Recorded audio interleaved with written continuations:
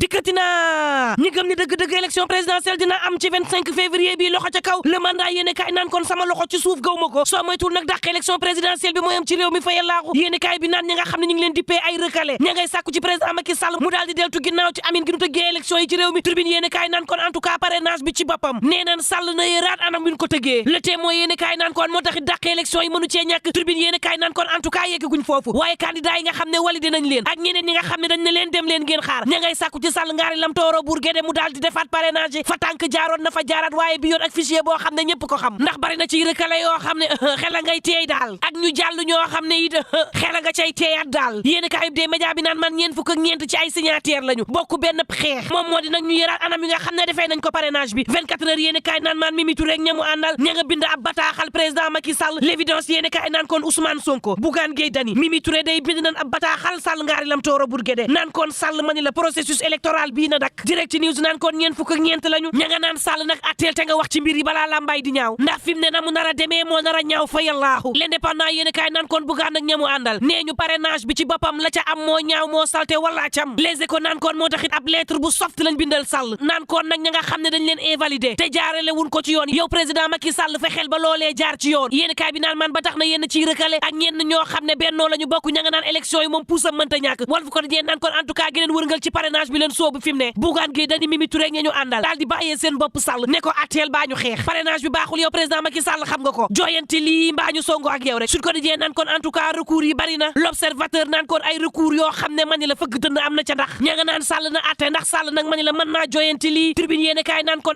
lu waay def mën koo jooyanti di xanaa du Sall moo fi indi parrainage seggaat bàyyi ña ko neex jàll ña ca des mu recalé leen gaaye nag naan kon président Macky Sall segg gi moo jaarul yoon ndax nag utoo tame sunguf tame yuréet nga jël segg ba mu saf la ña la saf daal di jàll moo taxit bind nañ ko bataaxal moom président Macky Sall l'info yéene kaay naan kon dañ ne ko parrainage bi mani la saytuwaat gi nan ca jaaraat yow Sall sax doole gi ngay jaay yenn candidat yi di leen naj wane ko tey ji nag ci ñu jaaraat fa nu jaaroon xool ndax yeneen candidat yi nan jàll am déet waaye tam ci anam wu set wu leer fichier boo xam ne bu baax la koo xam ne nag mën ngaa jàll ci anam wi gën ñu bàyyi la nga jàll ndax nag parrainage bii daal dinañuy xam ak candidat yi nga xam ne ànd nañoo ak ñoom ne bari na ci manquement yoo xam ne da cee am ba mar day taali Le Quotidien nan kon en tout cas mbir mi jeexagul xeex gaa ngi mel ni tulleeg màlle Thierno Alassane Sall dem na kalaame Karim Meïssa Wade ne ko ñaari nationalité nga am Le Témoin yéene kaay naan kon Karim ma nga naan déet benn nationalité laa am wan koy preuve yi xam le ni bu France am moom Karim tàbbal na ko géej fa yàllaaxu Le